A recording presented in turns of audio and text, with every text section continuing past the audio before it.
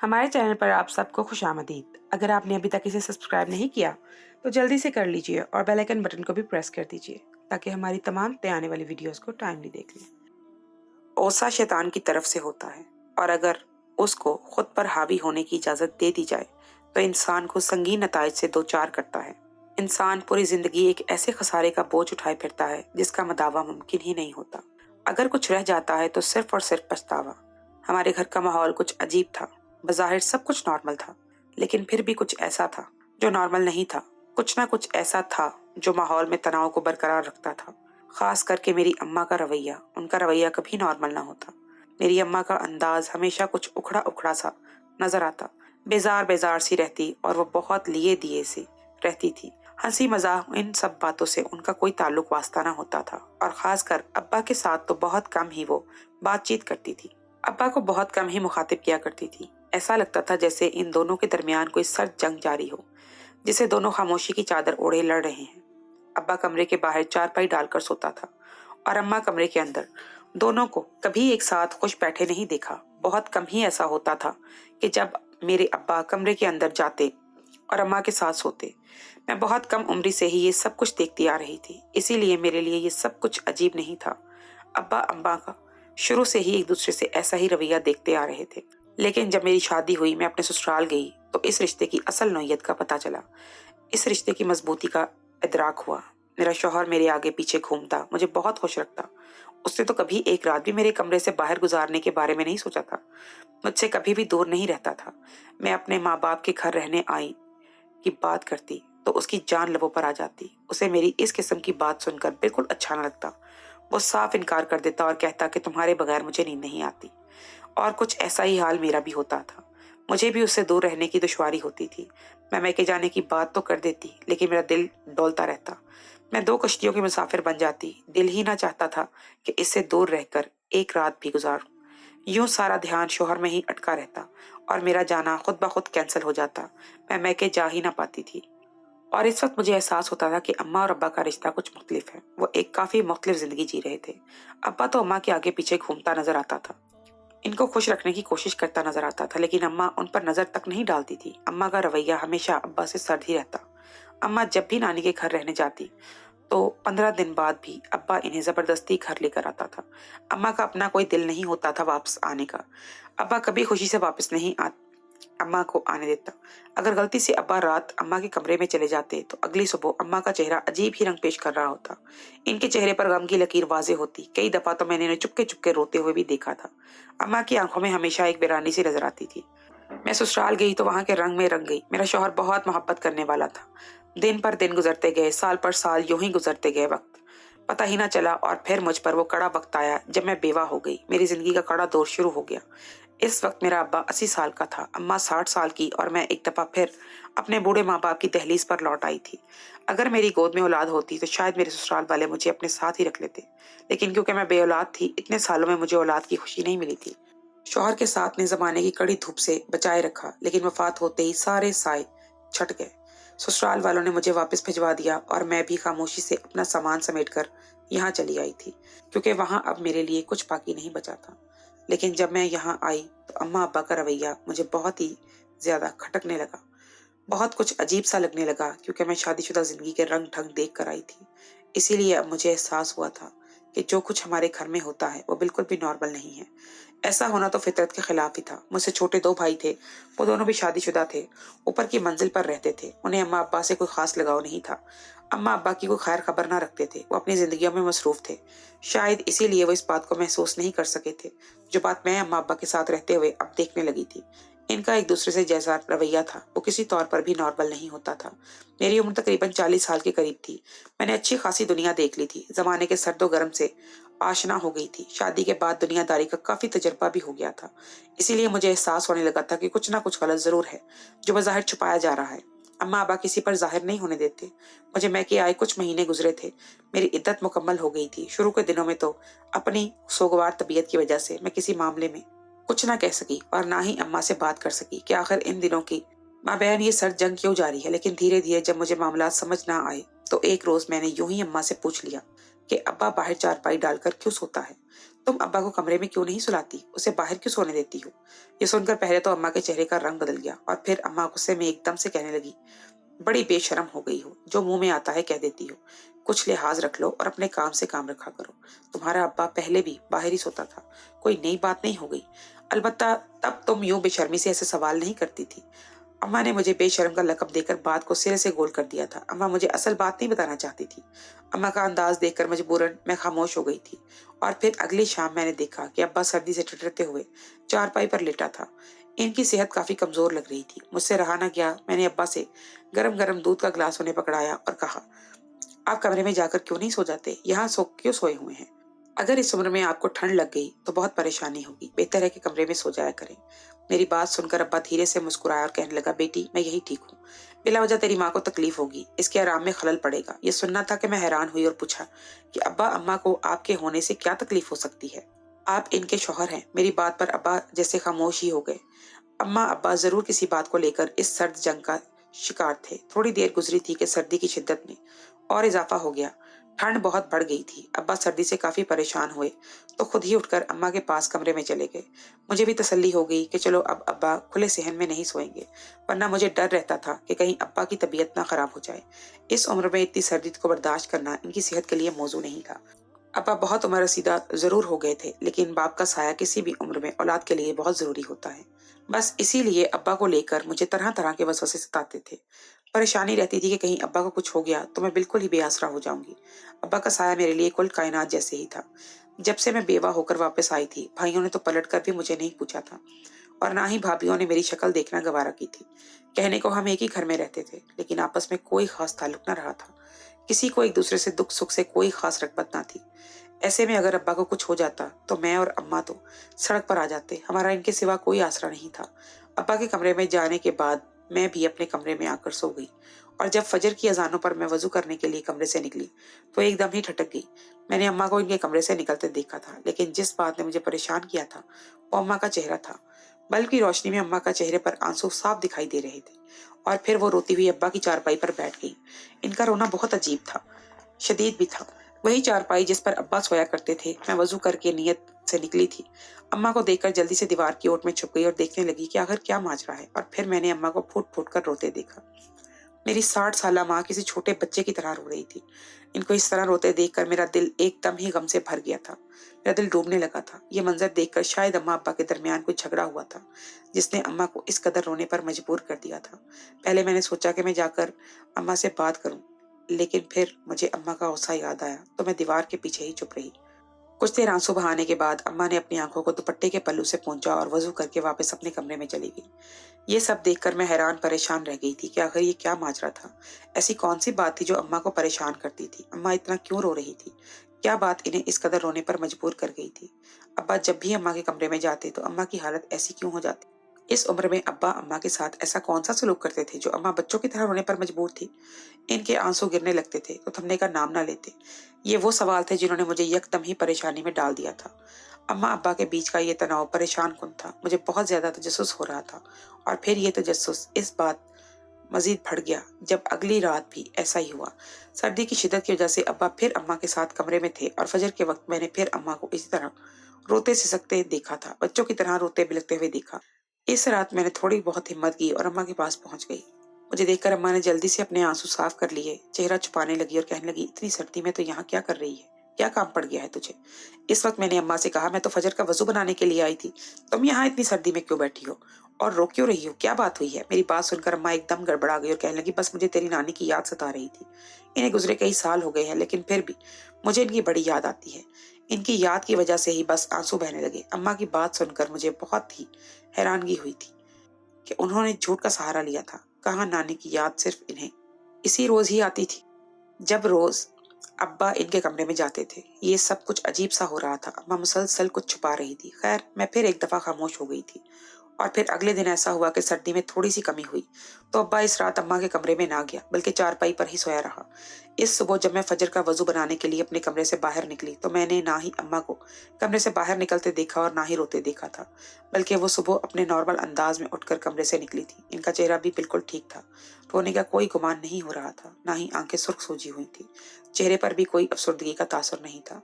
इसका वाज़ेह मतलब तो यही था कि इनका सारा मसला सिर्फ और सिर्फ अब्बा की जात से जुड़ा हुआ था।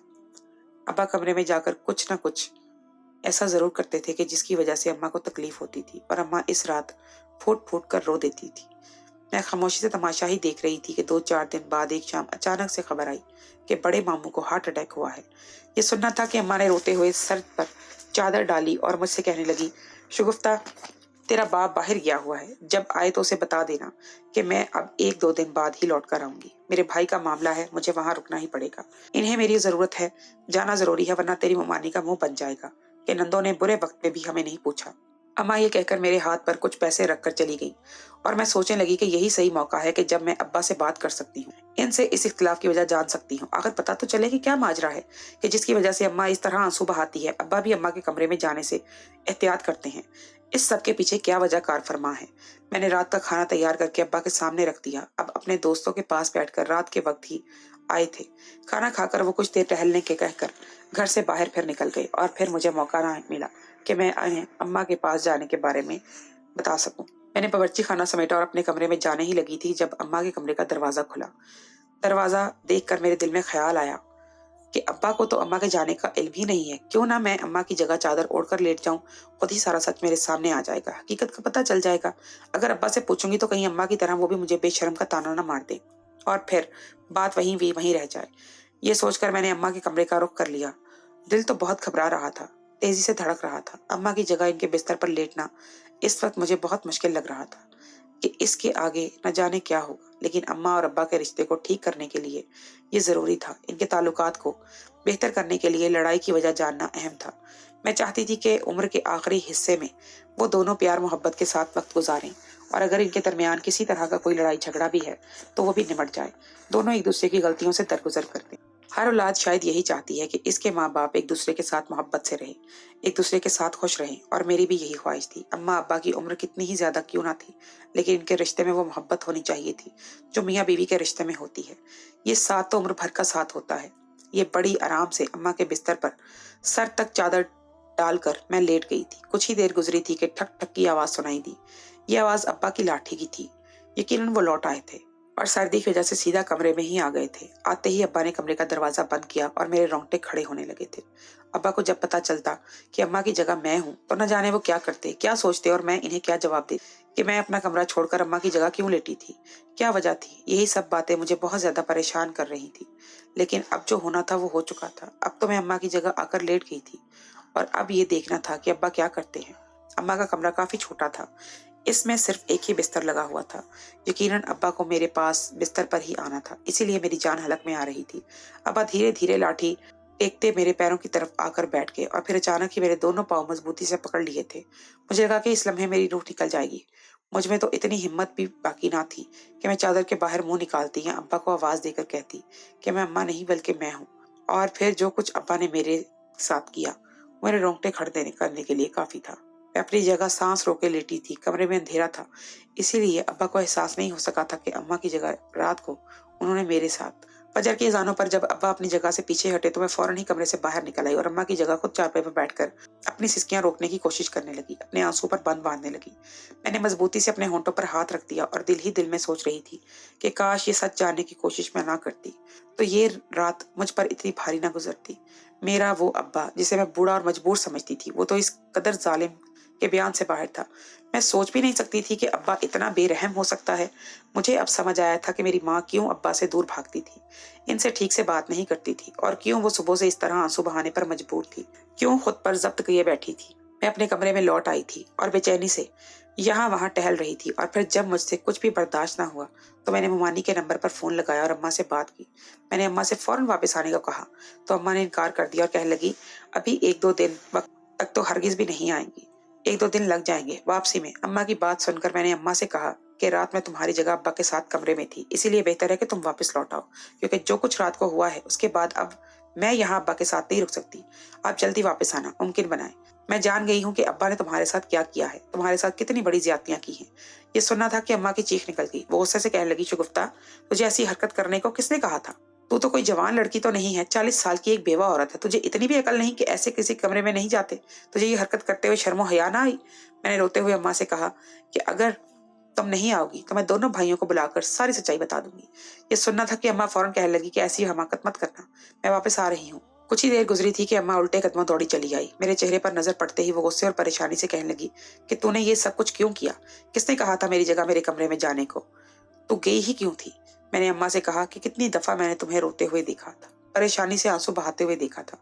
मैं सच्चाई जानना चाहती थी, बस इसीलिए कमरे में गई थी। मुझे लगा, मालूम था क्या कि सच्चाई इतनी भयानक होगी। मेरी तो समझ में नहीं आ रहा अब्बा ने तुम पर इतना जुल्म क्यों किया। मैं अम्मा का हाथ पकड़कर उन्हें अपने कमरे में ले आई थी। अम्मा पूछने लगी, तेरा बाप कहाँ है? मैंने बताया कि वो तो सो रहे हैं, अभी तक नहीं उठे। ये सुनकर वो कुछ मुतमईन हो गई और फिर कहने लगी कि तेरे बाप को ये बात नहीं पता चलनी चाहिए कि रात को कमरे में तू थी, वरना बड़ी मुसीबत आ जाएगी। अम्मा की बात सुनकर मैंने हैरत से उन्हें देखा और कहा कि अम्मा, आखिर तुम क्यों खामोश हो? इतने सालों से ये अजियत क्यों झेल रही हो? क्यों ये सब चुपचाप बर्दाश्त कर रही हो? क्यों नहीं बताती दुनिया को कि अब्बा तुम्हारे साथ कैसा जुल्म कर चुका है, तुम्हारी सारी जिंदगी अजाब बना चुका है? मेरी बात सुनकर अम्मा की आंखों में आंसू आ गए। वो चारपाई पर ढह गई और फिर कहने लगी, शगुफ्ता, ये दुनिया बड़ी जालिम है, ये मजलूम का साथ नहीं देती, ये जालिम के साथ खड़ी होती है। जिस वक्त मुझ पर ये अजाब टूटा, इस वक्त मैं सिर्फ 24 बरस की थी। वो रात मैं भलाई नहीं भूलती जब तेरे बाप ने ऐसी सफाकी का मुजाहरा किया था। तेरा बाप खुद तो बहुत अच्छा था, लेकिन तेरी दादी अच्छी नहीं थी। उसने तेरे बाप को मेरे खिलाफ इस कदर वर्गला दिया था कि वो इंसान से जानवर बन गया, वहशियाना सलूक करने लगा। इसे ये भी याद न रहा कि मैं इसकी 3 बच्चों की माँ हूँ। अम्मा ने अपने आंसू पोंछे और कहने लगी कि जब मैं इस घर में शादी होकर आई थी, तब यहाँ तेरी दादी का राज चलता था। इस वक्त मैं सिर्फ 15 साल की थी और फिर देखते ही देखते मैं 3 बच्चों की माँ बन गई। लेकिन मेरा हर दिन एक अजियत की तरह था। तेरी दादी ने मुझ पर सांस लेना 2 बार कर दिया था। हर वक्त मेरी परेशानी में इजाफा किए रखती थी। लेकिन मैं ये सोचकर जीती रही कि एक दिन मुझे मेरी अच्छाई का सिला मिलेगा।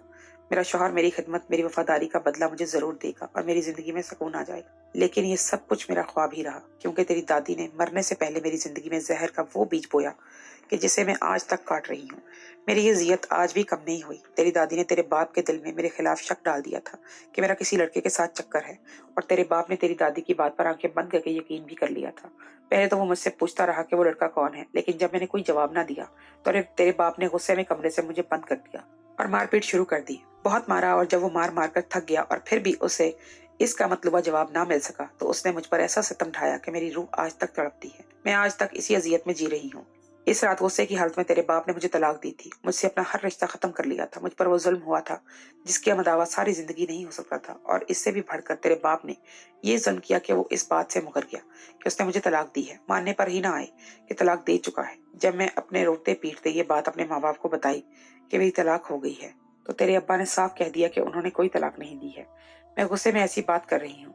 मैंने लाख अपनी अम्मा को समझाने की कोशिश की, लेकिन वो ना माने। किसी ने मेरी बात का यकीन ना किया। मेरे साथ 3 बच्चे थे, मुझे अपने घर नहीं ले जाना चाहते थे, इसलिए उन्होंने मेरी बात को मेरा गुस्सा माना और मुझे वापस तेरे बाप के हवाले छोड़कर चले गए। तेरा बाप फितरत से तो नेक आदमी ही था, बस अपनी माँ के बहकावे में आकर उसने ये हरकत की थी। इसीलिए मुझसे माफिया मांगने लगा और कहने लगा कि वो मेरे और बच्चों के बगैर नहीं रह सकता। मैं इसका घर छोड़कर ना जाऊं। मैंने तेरे बाप को लाख समझाने की कोशिश की कि इस तरह मैं इसके साथ नहीं रह सकती, ये जायज नहीं है, लेकिन वो कहने लगा कि हम मियाँ बीवी के रिश्ते में नहीं रहेंगे, बस तुम इस घर में रह जाओ, यहाँ से कहीं मत जाओ। मेरे पास भी कोई दूसरा रास्ता नहीं था, बच्चों के मुस्तकबिल का सवाल था। इसीलिए मैं खामोशी से आंखें बंद किए इसी घर में दिन गुजारने लगी। लेकिन जिस रात किसी मजबूरी की वजह से तेरा बाप ने मेरे कमरे में आता, वो रात सूली पर लटक गुजारती। हम दोनों मियाँ बीवी के रिश्ते में नहीं थे, इसीलिए मुझे शैतान से खौफ आता था। और फिर तेरा बाप अक्सर मेरे पांव पकड़कर ज़ारों के तार रोता और मुझसे माफिया मांगता। वो मुझे दोबारा रिश्ता जोड़ना चाहता था, मेरे साथ रहना चाहता था, लेकिन अब ये मुमकिन नहीं था। इसीलिए मैं उसे धिक्कार देती और फिर जब सारी रात गुजर जाती तो वह सुबह होते ही कमरे से निकल आती। वो रात कांटों भरी रात होती। अम्मा रोते हुए कहने लगी कि मैं तेरे बाप के साथ इस तरह एक घर में नहीं रहना चाहती, लेकिन मेरे अपने ही माँ बाप ने मेरी बात पर भरोसा न किया। फिर हम 3 बच्चों के मुस्तकबिल की खातिर मुझे अपनी तमाम जिंदगी कुर्बानी देनी पड़ी। मैं एक ऐसे शख्स के साथ एक छत के नीचे रहने पर मजबूर हूँ जिसने मेरे दामन पर तलाक का दाग लगाया और सारी जिंदगी के लिए मुझे बेआसरा कर दिया। मुझे लोगों की नजरों में भी छोटा कर दिया, झूठा बना दिया। अम्मा की बातों ने मुझ पर वो राज खोला जिससे मैं आज तक अनजान थी। मैं नहीं जानती थी कि मेरे बाप को तलाक को कितने साल बीत चुके हैं। रात जब अम्मा मेरे पास कमरे में आई थी तो वो समझी कि अब्बा लेटे हैं। उन्होंने मेरे दोनों बाजू मजबूती से पकड़े और रोते हुए कहने लगे, राबिया मुझे माफ कर दे। अब्बा कमरे में आकर ये बात कर रहे थे, कब तक मुझे सजा देगी? तेरी बेरुखी देखता हूँ तो मेरा कलेजा कट जाता है। मैं तुझसे सच्ची मोहब्बत करता हूँ। मैं मानता हूँ कि मैंने गलती में तुझे तलाक दे दी थी, लेकिन तू भी तो जानती है कि ये सब मैंने अम्मा के बहकावे में आकर कहा था। और अब मेरा आखिरी वक्त चल रहा है, तू मुझे माफ कर दे। नहीं करेगी क्या माफ? तो मेरी रूह यहीं अटकी रह जाएगी। मुझे लगता है तेरी माफी के बगैर मेरा दम भी नहीं निकलेगा। मुझे माफ कर दे कि मैं सुकून से मर सकूं। सारी रात अब्बा रोते रहे थे और माफिया मांगते रहे थे, और बिल आखिर जब फजर की अजानें हुई तो मैं कमरे से बाहर निकल आई थी, बिल्कुल इसी तरह जिस तरह अम्मा निकल आती थी। ना अम्मा अब्बा को माफ कर सकी थी और ना ही मुझ में इतना जर्फ था कि मैं माफी मांग देती। दादी के बहकावे में आकर ही सही, लेकिन अब्बा ने अम्मा को तलाक दी थी। ये कोई छोटी बात नहीं थी। किसी की बेटी की जिंदगी उजाड़ना हरगिज़ भी मामूली बात नहीं होती। सारी जिंदगी किसी के लिए किसी को बेआसरा कर देना बहुत बड़ा जुल्म है। अम्मा मुझसे कहने लगी कि तेरे दोनों भाइयों को इस बारे में पता नहीं चलना चाहिए। मैंने और तेरे बाप ने बड़ी खामोशी से सारी जिंदगी गुजार दी है, ताकि तुम बच्चों की जिंदगी पर कोई असर ना पड़े। इसीलिए अब ऐसी कोई बात अपने मुंह से ना निकालना कि जिसकी वजह से तेरे दोनों भाइयों की जिंदगी पर फर्क पड़े। मैंने फौरन अम्मा को गले लगा लिया। वो हमसे कितनी मोहब्बत करती थी। हमारी खातिर उन्होंने आज तक कितनी अजियत झेली थी। आज इस बात का एहसास मुझे हुआ था। हमारी खातिर कितने दुख उठाए थे। इस दिन के बाद से मैंने अम्मा से कोई सवाल नहीं किया था, और ना ही कभी अब्बा से ये कहा था कि वो अम्मा के पास कमरे में चले जाएं, क्योंकि मैं जान गई थी कि वो दोनों एक दूसरे के लिए नामहरम हैं। हमारे मुआशरे में मेरी माँ जैसी ना जाने कितनी औरतें हैं जो आज भी अपने ऐसे शौहरों के साथ रहने पर मजबूर हैं जो उन्हें तलाक दे चुके हैं, इनको अपने लिए हराम करार दे चुके हैं। कहीं आदमी तलाक देकर मुकर जाते हैं तो कहीं जमाने की वजह से औरत मजबूर हो जाती है, लेकिन शरई तौर पर ऐसे मियाँ बीवी का एक छत के नीचे रहना बिल्कुल भी जायज नहीं है। सरासर गुनाह की बात है। आप लोग ही बताएं, एक ऐसी औरत जिसका शौहर उसे तलाक देकर मुकर जाए और जमाना इस बात पर मजबूर कर दे कि वो उसे अपने शौहर के साथ ही वक्त गुजारना है, और ऐसी औरत को क्या करना चाहिए? क्या मेरी माँ ने जो जिंदगी इतने साल कांटों पर गुजारी, क्या वो अजियत भरी नहीं थी, कांटों से भरी नहीं थी? क्या मेरी माँ को दूसरी शादी का हक नहीं मिलना चाहिए था? क्या जिंदगी और खुशियों पर मेरी माँ का कोई हक नहीं था? क्या मेरे नाना नानी मेरी माँ को इतना भी सहारा नहीं दे सकते थे कि वो इन्हें अपने साथ ले जाते? आखिर क्यों हमारे वालिदैन बेटियों को बोझ समझते हैं, और क्यों इनकी तरबियत इस अंदाज में नहीं करते कि जिंदगी में कभी ऐसा कोई मौका ना आए, और अगर उनकी जिंदगी में कोई ऐसा मौका आ भी जाए तो अपने पैरों पर खड़ी हो सके, अपना और अपने साथ जुड़ी जिंदगियों का दिफा कर सके, उन्हें जमाने के सर्द गर्म से बचा सके, खुद मुख्तार जिंदगी बसर कर सके, सारी जिंदगी इन बैसाखियों के सहारे गुजारने की बजाय खुद अपने लिए बेहतरीन सहारा बन सके।